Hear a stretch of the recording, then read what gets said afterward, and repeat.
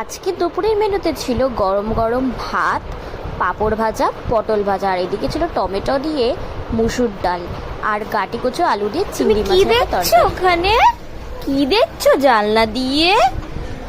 ওখানে কি রে, হাতে এগুলো কোথা থেকে আলতা মাখলি? হ্যাঁ, এই যে এখানটা পুরো এই যে হাতে। এই জানলাটা হচ্ছে ওর ফেভারিট জায়গা, সবসময় ঘুরে খাটে যেই তুলে দেব ও ঘুরে টুরে এসে এখানেই দাঁড়াবে। আর এই যে দেখো দাঁড়িয়ে দাঁড়িয়ে দেখছে এখন ফুটবল খেলা। দেখতে পাচ্ছে না বলে দেখো পা বালিশের উপর এরকম দিয়ে উঠে এটা কি হচ্ছে? ডাকো ডাকো।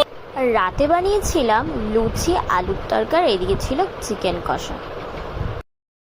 আত্তে আত্তে আত্তে দিচ্ছি দিচ্ছি, এ নাও ধরো,